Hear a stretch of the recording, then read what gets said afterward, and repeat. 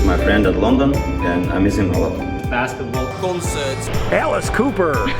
Go to the gym and shake some hands with my coworkers. And giving a hug to your family or your loved ones. Probably meeting up for lunch with my friends, coffee. And I miss traveling. I would like to visit my family. And be able to hug them and kiss them and not be afraid to do any of that. Do whatever it takes to feel that the pandemic is over.